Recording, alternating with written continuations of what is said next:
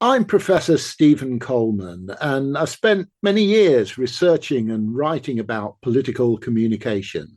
I'm interested in how politicians speak to us, how we speak to them, and what we think of each other. In today's episode, we're looking at political free speech in universities and asking, is there a problem? And I'll be talking to Rick Bienstock, who made the Speechless documentary for BBC Storyville. And I spoke to professors who were scared of that too, because if someone films something they say in class and they film it out of context and it gets sent around, then it makes them fearful as well. And I spoke to many professors who just said it's not worth the hassle of engaging in a controversial or difficult text. It's not worth the risk for them. So they start cleansing their curriculum of things that might kind of have created a robust and interesting conversation in the class because it's too risky. You're gambling with the lives of millions of people. You're gambling with World War III. Blah, blah, blah, net zero, blah, blah, blah, climate neutral, blah, blah, blah. This is all we hear from our so-called leaders. I know people at home are fed up with politics. I hear you, and I want to be honest with you. We have not been good enough, and we need to be better. The Sound of Politics with Professor Stephen Coleman. To what extent have universities become political battlegrounds in which rival ideological extremes seek to cancel one another out? Rick Bienstock's BBC documentary, Speechless, provides a vivid insight, mainly based upon US campus experience, of how universities have found themselves paralysed by disagreements about what may or may not be freely expressed. We should expect universities to be places of intense disagreement. Only through doubt and contestation does new knowledge emerge. It is right that academics constantly reflect upon and revise the language that they use to describe the world. It is right that accounts of the world based upon the devalorization of certain cultures, beliefs, or types of people are rearticulated as insight into intellectual prejudice becomes apparent. It is right that universities are intellectually brave spaces in which all and any ideas can be rehearsed and debated without risk of persecution. And it is right that disagreement, be it with intellectual orthodoxy or maverick opinion, should never be prohibited or place questioners at risk. It is right that students should be exposed to what they had never expected to learn, regardless of whether this disrupts our beliefs and commitments. It is right that students should feel free to question and challenge what they are taught, but not to determine what may be taught. It is right that research should be allowed to take its course without the interference of corporate or state funders. It is right that universities intervene in the affairs of the world with a view to overcoming simplistic binary oppositions and offering sophisticated and sensitive contributions to political discourse. It is right that universities are the places to which society turns for analysis and insight based upon the best knowledge available, and that universities relate to communities both locally and globally as partners in the search for deep understanding. It is right that universities endeavour to include the broadest range of people and to regard any form of exclusion as a failure to embrace the world and its ideas. It is right that universities never resolve problems or disagreements through violence or the threat of violence. It is right that universities earn the right to exist based upon their contribution to the good of society rather than existing as an entitlement of encrusted tradition. These are the things that I am suggesting are the rights of academic freedom. So let me turn to Rick Bienstock, who made the Speechless two-part documentary, to discuss these rights and to discuss the very real threats that exist to them. Well, Rick, it's really great to have you with us today. And let me begin by recommending to everyone listening that they should watch your two-part BBC Storyville documentary, Speechless, which is both eye-opening and terrifying. The documentaries do what they should do. They disturb us. And I wonder if you could briefly summarize what the films are about, Rick. Well, first, let me say thank you for having me. It's a pleasure to be here. You know, it's funny because you'd think at this stage I'd be able to summarize the films relatively quickly, but it was hard to summarize the film because what I started out making turned out to be different. And I started out making, and still at its kind of the soul, it's about kind of free speech on campus, but not free speech in the legal sense, more about our ability to talk to each other, to express views openly, and to communicate without self-censoring. And what drew me to the subject was an article that I'd read in Atlantic magazine in 2015, actually, called The Coddling of the American Mind. And it was the first time I had kind of been introduced to the idea about being really offended by ideas to the point where you didn't want to listen to them, and needing safe spaces from ideas. And I just thought it was interesting because it didn't mirror my experience at university, when we loved nothing but a good argument and then grabbing, as you would say, grabbing a pint after, even though I don't really drink beer, but that's what you do in the UK. Yeah. Having observed what's going on in universities, and you're primarily looking at US universities, but I guess it's a broader context as well. I mean, do you think that we should be very worried that these institutions are ceasing to do what they're supposed to do? Or are we still looking at crazy behavior at the periphery? Well, I don't think, you know, in a way, I tried to explore that in the film, because the first place I filmed was at a university in a college in Northwest United States, an extremely progressive college. And initially, I just thought these students were behaving badly. But in fact, some of their ideas were true and important, that universities and all of our institutions have had to evolve with changing society, changing demographic. So I think that we all have to recognize those things, and we're all living that now in our political world, our intellectual world. So, you know, we don't have to be frozen in time. But what I learned, and remember, I started this in 2017, so it was very different post George Floyd, which I'm sure many of your listeners are familiar with, even though he was American and I'm Canadian. His murder reverberated throughout the world. And then October 7th, and then Trump's election. And again, I'm Canadian, but those are still markers that have reverberated both in the UK and in Canada. So what I learned was there were kind of ideological threads that had been weaving their way through universities and through the institutions. So it's not just bad behavior, it's ideas and a worldview that I wanted to get inside to try to understand. And I completely agree with you about the significance of the views that you were showing us. To some extent, one wonders, is this a set question of sort of unintended consequences of people trying to do the right thing? You are living in a different world. You are confronted with new challenges. Universities are places where you're supposed to have refreshing and disruptive ideas. You start to pursue them, and you end up, in some sense, doing the opposite of what you had set out to do. Is there a sense in which that was happening? Well, I think more than anything, I actually think that universities, and let's be honest, it's not everywhere at every class and every institution and every department, but it is pretty pervasive.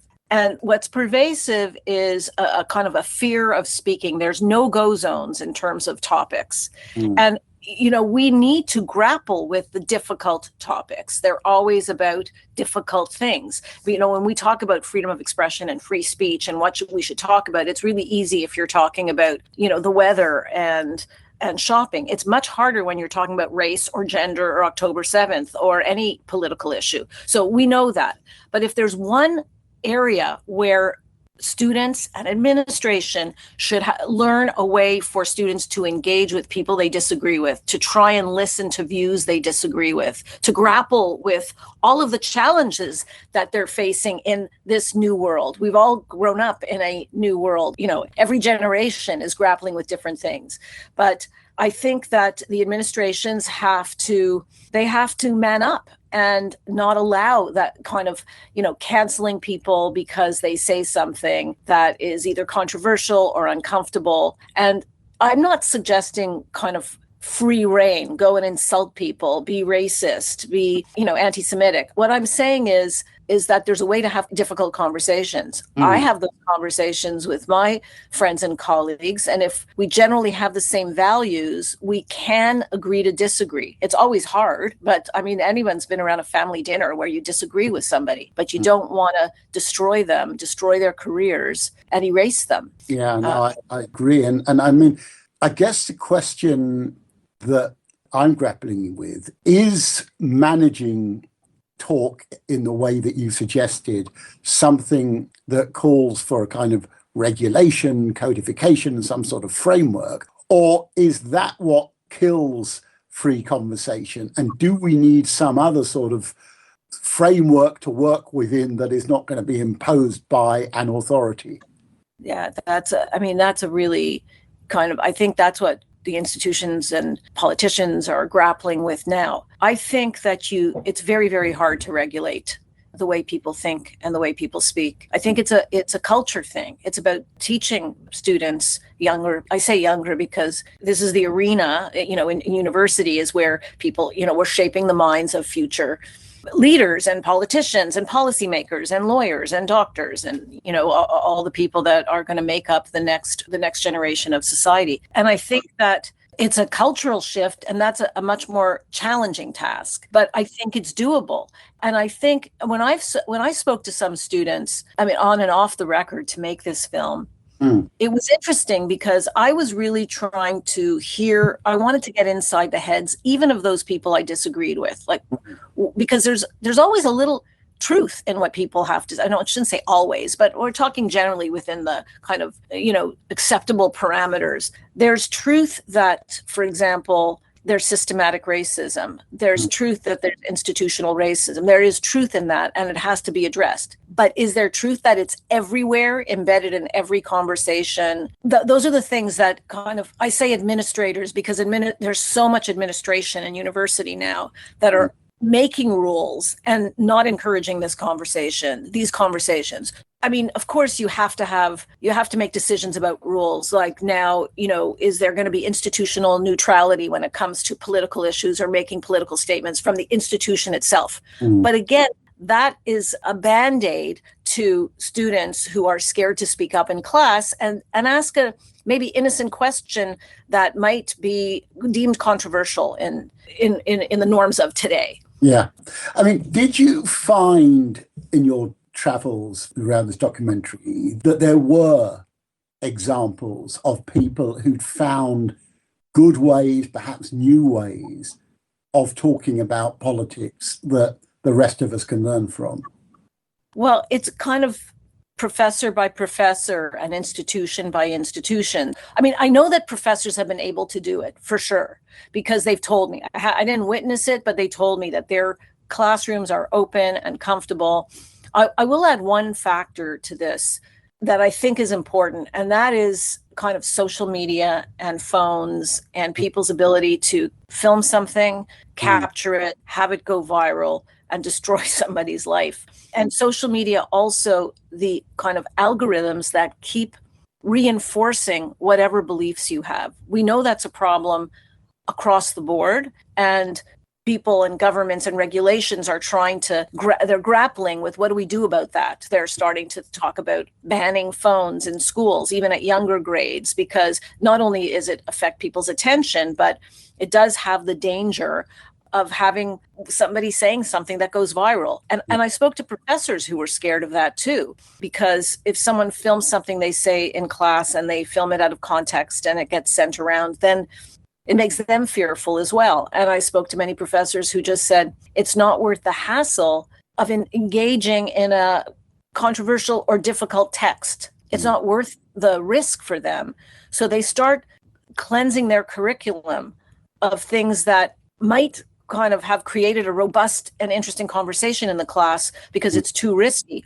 And those are the things you can't capture on film, something that isn't happening, but I heard a lot of that, and a lot of professors who don't have tenure, who just simply can't take the chance of losing their job or getting reported. So all of these little things have to be addressed that people feel comfortable. And it may well be that some of that is going to involve, if not regulation, at least kind of cultural protocols.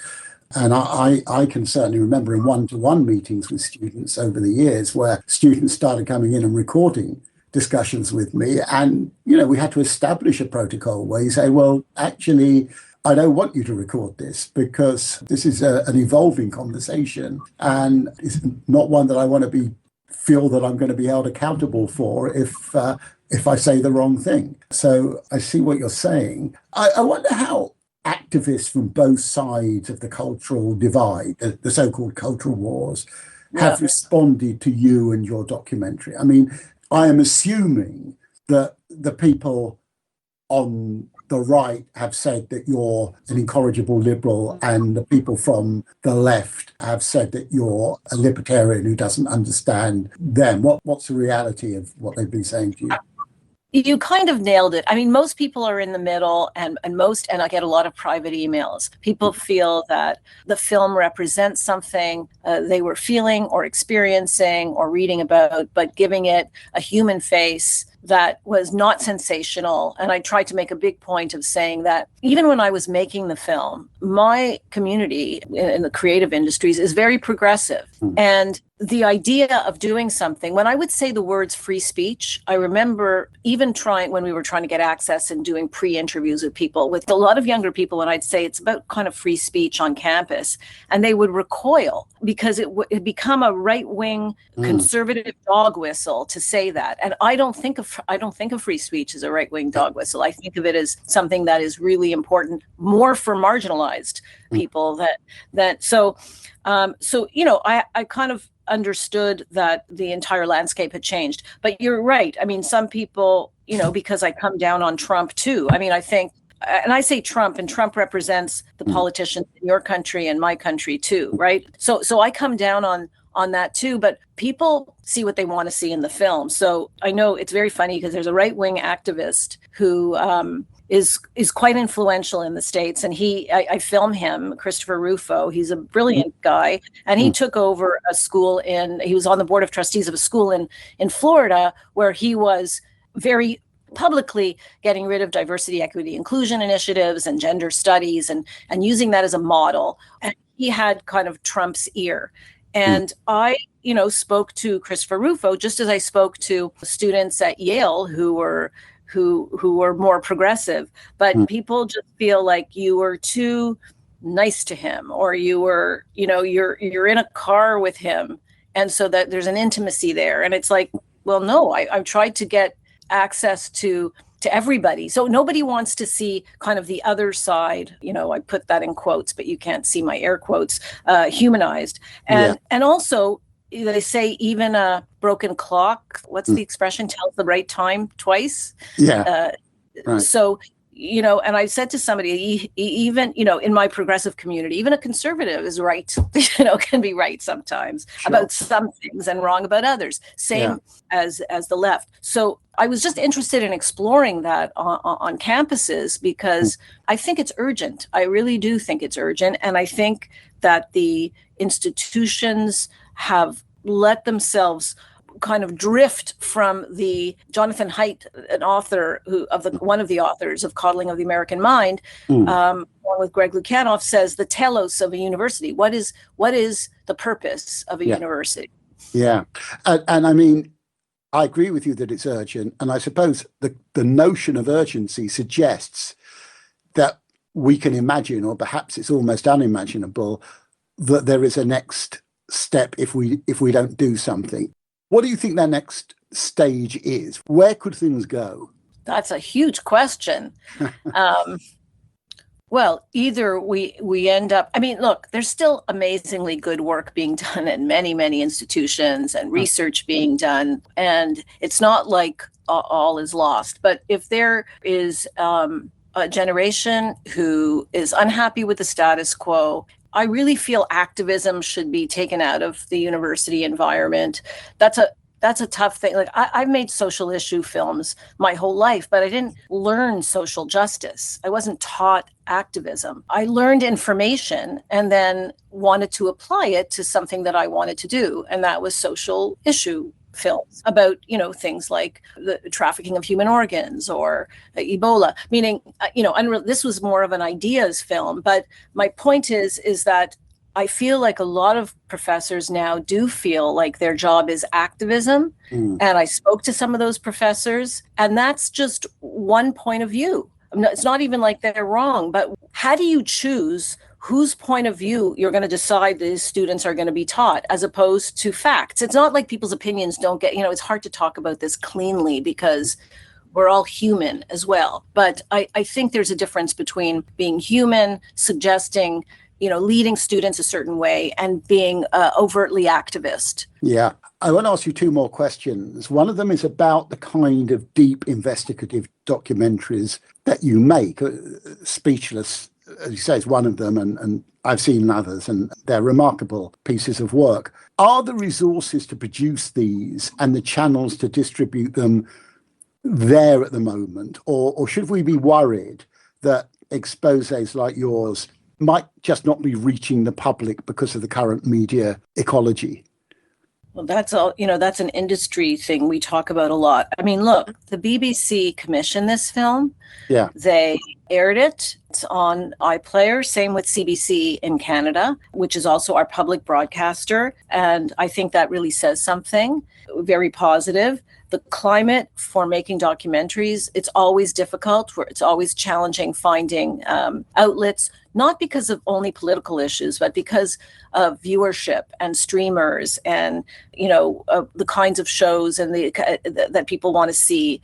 True crime is popular now. Like it's just about what is the appetite, what is the public appetite for documentaries. But there's still a thriving community. But yes, it's always tough. And, in the United States, they have other issues. There's kind of amalgamation of all these big companies. There's, outlets like Apple TV, which does great work, but I suspect that, they also sell telephones. So they're not going to necessarily want to air something that is controversial or that's going to anger any of their constituency. So, but I think that might have always been a problem. Documentaries are, on one hand, really popular, but political and social documentaries, there's outlets for them, but it's always been difficult. But, you have Channel 4, BBC runs a lot of documentaries, so does CBC, and that landscape always changes.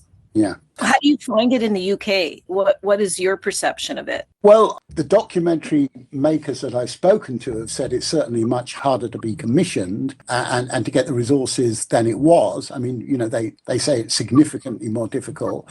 But I think there is a difference in the UK and the American context, where I think there is also a lot of political pressure upon people who are looking over their shoulders. Trump has caused a chilling effect where people, as in the universities, are afraid to put certain things out because of what might be the consequences for their careers. I mean, look, here's the irony. I mostly filmed in the United States, Harvard, Stanford, University of UPenn, in fact, exclusively in the States, except for Kathleen Stock. And I can't get it on yet on American streamer or TV. So I think you're absolutely right. Well, I want to ask you a personal question at the end, because like all personal questions, you don't have to answer it. You've spoken about a culture of talk and your own approach to talking. And I wonder how you learn about the liberal rules of talking, the norms of conversation, the importance of listening to the other side. I mean, is this something you got from your family? Is it something that you think is to do with being Canadian? Is it something that you think you had to work at, or is it something that just came naturally? I'm really interested in linking that personal story to why you chose to tell this particular story about the kind of conflicts that are going on around public talk at the moment. I mean, they're two different questions then, because personally, I just think, I don't know, I've come from a family, we argue all the time around issues, we talk about issues, but even when I went to university, I went to McGill, we always argued about stuff. And I mean, look, I think that, it's easy. I don't want to be glib about saying it. We argued and then we hung out and everything was great. I'm not suggesting it's always great. It was a different time, and students are faced with different challenges and lots of different political realities. So I don't want to sound glib, but I do feel like it's a culture of talking. And interestingly, my team that I made the film with, we don't all agree on all these issues, and we grappled with a lot of things as we were cutting the film, because different politics and different ages had different views of different topics on the film. But I remember saying this office is a safe space, and we got to be able to talk openly and freely and uncomfortably. And it worked. Now, that's a small team, we're a tiny team, but it worked in that everybody is a decent person and nobody means any harm. So that's one thing. Why I wanted to do the film was because I felt like the Overton window, the kind of the parameters of what is allowable conversation was shrinking to a degree that I felt was just dangerous, actually.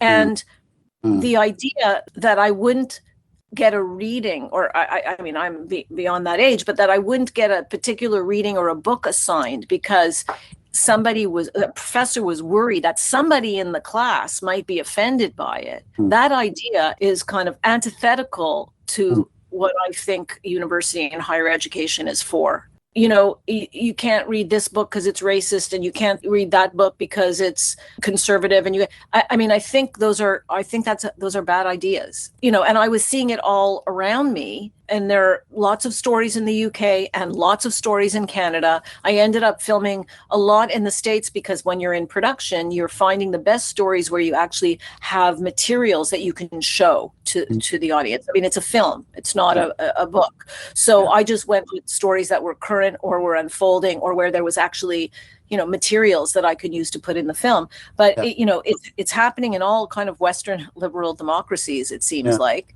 So I just thought it was important to explore.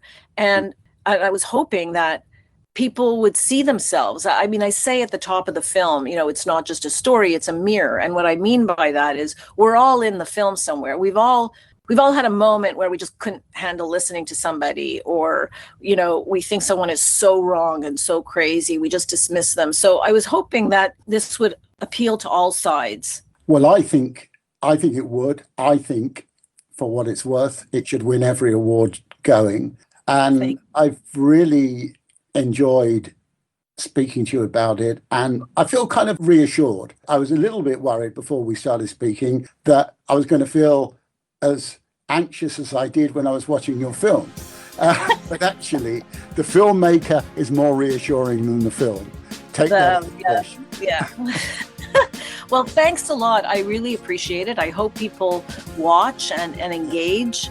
Yeah. And I hope you're on a lot of award juries. Right. I'll do my best. Thank you. Thank you very much. You're gambling with the lives of millions of people. You're gambling with World War III. Blah, blah, blah. Net zero. Blah, blah, blah. Climate neutral. Blah, blah, blah. This is all we hear from our so-called leaders. I know people at home are fed up with politics. I hear you, and I want to be honest with you. We have not been good enough, and we need to be better. The Sound of Politics with Professor Stephen Coleman.